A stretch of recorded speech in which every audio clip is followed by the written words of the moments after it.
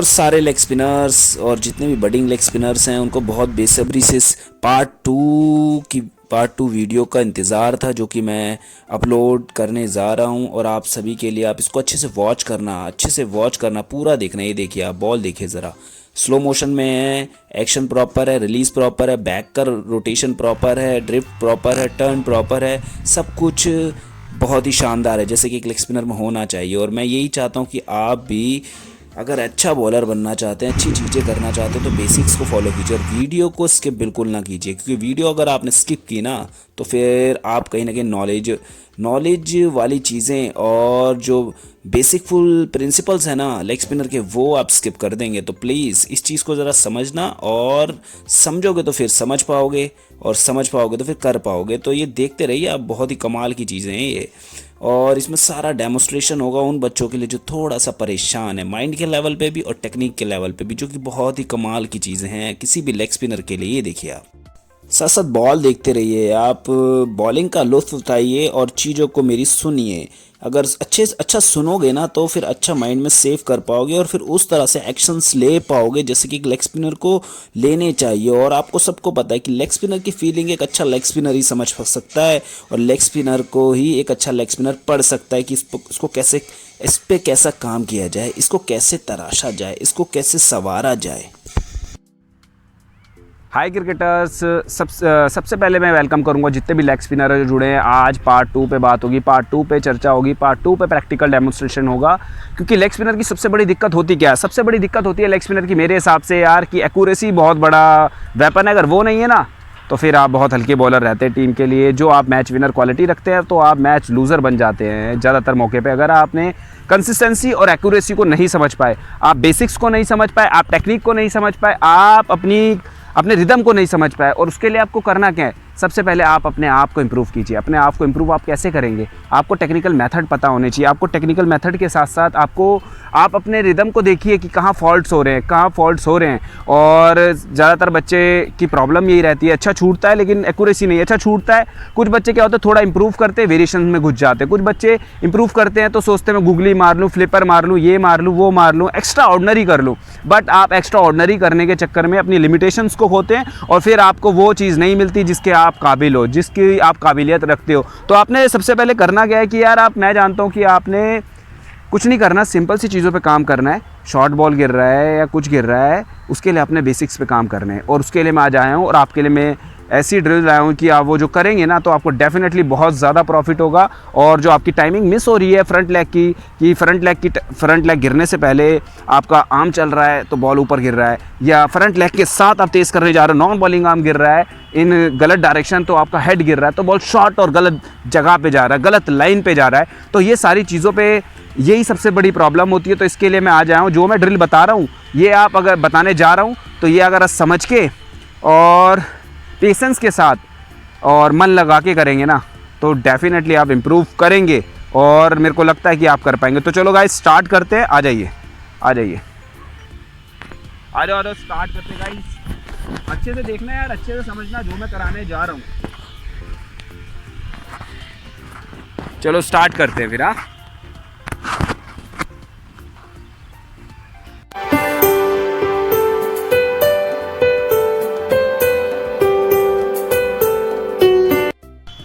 तो मैं सबसे पहले ये बताना चाहूँगा कि कोई भी हम प्रैक्टिस से ड्रिल कर रहे हैं तो ज़रूरी नहीं 22 यार्ड से करनी है। तो मैं बिल्कुल स्टेप बाय स्टेप बताता हूँ आपको 15 या 13 यार्ड या 16 यार्ड से आपने ये जो बता रहा हूँ ड्रिल, इसको आप करेंगे तो डेफिनेटली आपका जो साइड ऑन पोजीशन है वो इंक्रीज़ होगा। जो आपकी टाइमिंग है बॉलिंग लेग की, नॉन बॉलिंग आर्म की, और जो बैक पोर्शन है जो आपका यूज़ होना चाहिए according to front body use, उसके बाद ये यूज़, तो वो आप देखिए। उसके लिए करना क्या, आपने कुछ नहीं करना, सिंपल से ड्रिल है। आप लिटिल अक्रॉस खड़े हो जाएंगे। मेरे पार्ट 1 में मैंने बताया था कि आपने लिटिल अक्रॉस खड़े ना होकर ऐसे जंप लेना है और ये बॉल डालना। इस बार आपने जंप नहीं लेना।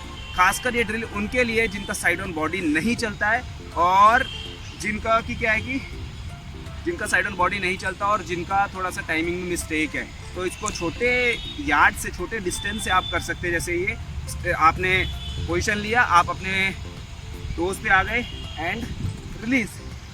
धीरे धीरे आपने बॉल छोड़ना है और धीरे धीरे बैक रोटेशन को ऐसे डेवलप करना है। ये सिर्फ ऐसे बॉल डालते रहना आपने।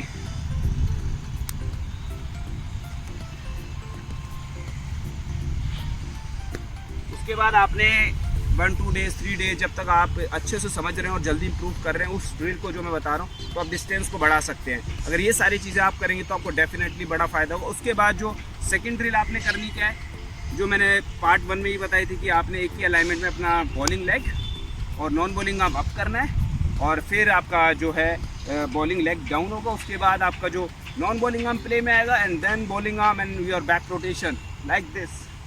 ये सारी चीज़ें आप करेंगे तो बड़ा बेनिफिट होगा।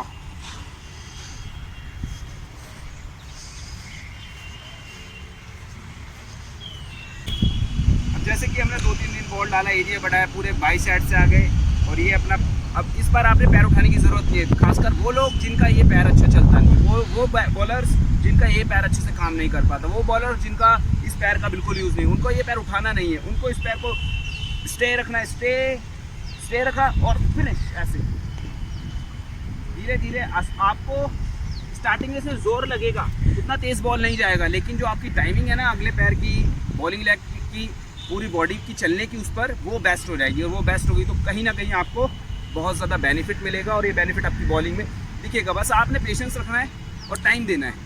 10 दिन, 15 दिन, 20 दिन, कोई टाइम पीरियड फिक्स नहीं है, अकॉर्डिंग टू योर कॉन्सेंट्रेशन। और आपकी ये कॉन्सेंट्रेशन और पेशेंस के ऊपर बात है, आप कितनी डेडिकेशन के साथ, समझ के साथ और धीरे धीरे चीज़ों को समझ के काम कर रहे हैं, तो आपको बहुत ज़्यादा फ़ायदा होगा। और मेरे हिसाब से अगर आप करेंगे तो आपको ज़रूर फ़ायदा होगा। अब हो सकता है कि कुछ बच्चे होंगे जिनको खड़े करते हुए ड्रिल में थोड़ा सा अनकंफर्टेबल हो रहे होंगे, वो उतना ज़्यादा उनको जिसे कहते हैं ना कंट्रोल नहीं कर पा रहे होंगे, तो उनके लिए बैठ के ड्रिल है। बैठ के आप ड्रिल कर सकते हैं। नॉर्मल आपने ये पैर को इंडिकेट किया फाइन लेग की तरफ, और ऐसे बैठे और ऐसे डालनी है बॉल। इसमें दम लगेगा थोड़ा, लेकिन ऐसे आप डालनी है बॉल। चलते रहे, चलता रहे, चलता रहे, चलता रहे, चलता रहे।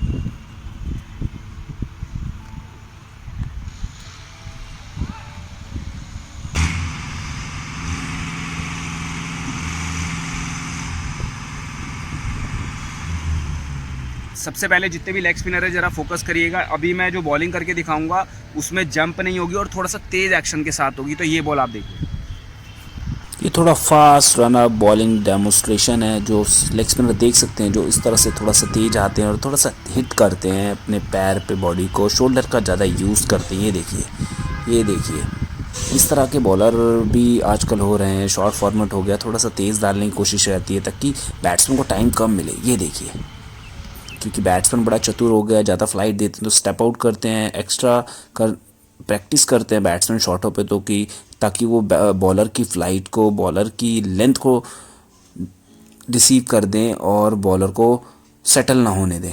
जितने भी लेग स्पिनर अगर ये देख रहे हैं ना, तो ये सारी चीज़ें बड़ी काम की हैं आप, क्योंकि हर कोई लेग स्पिनर एक जैसा बिल्कुल भी नहीं हो सकता। कुछ ना कुछ उसकी नेचुरल टैलेंट, नेचुरल वेरिएशंस होते हैं अकॉर्डिंग टू हिज रन।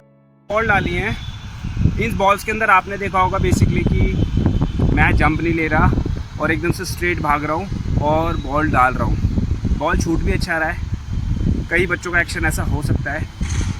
और मेरे हिसाब से इसमें क्या होता है कि अगर आप किसी बच्चे का अगर ऐसा एक्शन और ऐसा फिनिश और ऐसा रनअप है, रिदम है, तो उसका बॉल थोड़ा तेज़ रहता है, थोड़ा निप कम मिलता है, लेकिन स्ट्रेट डिलीवरी बहुत अच्छी चलती है और बॉल जल्दी फास्ट चल सकता है किसी किसी के अकॉर्डिंग टू उसकी रिलीज।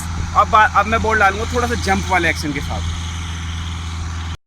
इस एक्शन पे ज़रा नोटिस कीजिए, जितने भी लेग स्पिनर हैं, इस एक्शन के अंदर मैं थोड़ा जंप लेके बॉल डालूंगा, जिसमें आपको extra rotation, extra bounce, extra nip देखने को मिलेगा, जो कि इसका कारण सीधा सा है कि आपकी जो बॉडी है ना वो पूरी पैर पे चलेगी, जैसे कि लट्टू की तरह घूमेगा आपका फ्रंट लेग, पिवट होगा, जिससे आपको बॉडी रोटेशन डेवलप होगा, जो आपकी बॉल में दिखेगा ड्रिफ्ट और टर्न के साथ। और ये देखिए कमाल की बॉलिंग, कमाल का एक्शन। और इसी के साथ मैं पार्ट 3 भी जल्दी लाने वाला हूँ, जिसके अंदर शार्प स्पिन की बात करेंगे, जो कि आज के बॉलर की डिमांड है, क्योंकि क्रिकेट बड़ी फास्ट हो गई है। आपका बॉल एयर में तेज़ नहीं चल रहा, तेज़ नहीं गिर रहा, तो बैट्समैन बड़ा स्मार्ट है, बैट्समैन स्टेप आउट करता है और ईजी खेलता है आपको। तो इन सारी चीज़ों पे धीरे धीरे हम टॉपिक बाय टॉपिक और पूरी तरह से एक्स्ट्रा वर्क करेंगे ताकि जितने भी लेग स्पिनर इस चैनल से जुड़े हैं वो एक्स्ट्रा कर पाएँ, एक्स्ट्रा अचीवमेंट ला पाएँ अपनी। मेरे विचार में, मेरे नज़रिए से कि अगर लेग स्पिनर हो तो आपका कॉन्फिडेंस गज़ब का होना चाहिए।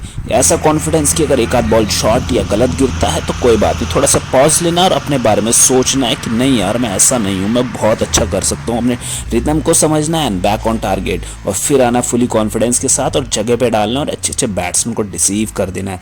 ये देखिए ज़रा बॉल, देखिए ज़रा ये स्लो मोशन में बॉलिंग देखिए आप, ये पूरा अच्छे से वॉच कीजिए, अच्छे से वॉच कीजिए। जितने भी लेग स्पिनर जंप लेके बॉल डालते हैं, ये देखिए सटीक निशाने पे, ड्रिफ्ट अच्छा है, टर्न अच्छा है, जो कि हर एक लेग स्पिनर चाहता है कि मेरी बॉलिंग में ये क्वालिटी होनी ही चाहिए। अगर ये क्वालिटी आपके अंदर है ना और हाथ से अच्छा बॉल छूट रहा है तो फिर आपका इन्जॉयमेंट बहुत ज़्यादा हो जाता है। टेक्निकली आप स्ट्रांग हो और अपने रिदम के बारे में आप अच्छा आइडिया लगा पा रहे हो और अच्छा जानते हो अपने आप को कि यार मेरा रिदम क्या क्या रहा है, मैं कितना ज़ोर आजमाइश करूँगा कि मैं कंट्रोल कर सकूँ अपनी बॉलिंग को, अपनी लेंथ को, अपनी लाइन को।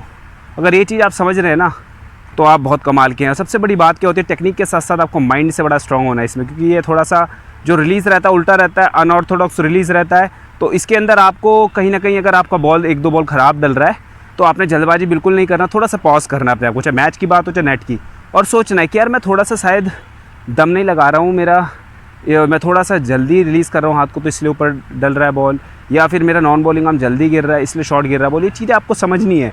और सबसे बड़ी बात क्या होती है कि दो चीज़ें सबसे अहम होती है किसी भी लेग स्पिनर के लिए, जब अगर वो दो चीज़ें अगर वो गलती करता है तो उसका टप्पा बिगड़ता है। पहली ये कि जब वो बॉल डालते हैं तो उनका क्या होता है कि जो आपका ये बॉलिंग लेग है उसको डलने से पहले अगर आपका हाथ डलता है तो ऊपर बॉल गिरता है, बॉडी यूज़ नहीं होती और बॉल हल्का और बड़ा लाइट बॉल जाता है। अब आप अच्छी क्रिकेट खेल रहे हो तो बड़े आसान हो जाता है प्लेयर के लिए खेलना। और दूसरी चीज़ ये, जब बॉलर जोर एडवाइस करता है तो इस पैर के साथ ही इस नॉन बॉलिंग आर्म को हिट करते हैं, और नॉन बॉलिंग आर्म हिट होता है तो जिधर हमारा ये आर्म हिट होगा जल्दी गिरेगा तो उधर बॉडी जाती है, और जब बॉडी टेढ़ी जाएगी आपका हेड है वो गिरेगा तो आप शॉर्ट बॉल डालेंगे, आप थोड़ा लेग स्टंप पे बॉल डालेंगे, जो कि आपको बहुत दिक्कत होने वाली है अगर आप ये चीज़ों पे ध्यान नहीं दोगे।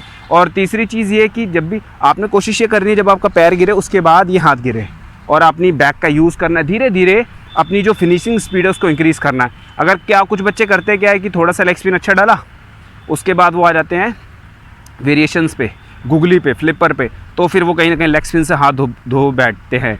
तो ये मेरा कहने का मतलब है कि आप अगर लेग स्पिनर हैं तो पहले लेग स्पिन को अच्छा करिए, लेग स्पिन को इम्प्रूव कीजिए, अपने रिदम को समझिए। अगर आप ये समझ गए ना तो फिर आपसे बड़ा कोई बॉलर नहीं, आप ज़्यादा से ज़्यादा टीम के लिए फ़ायदेमंद रहेंगे।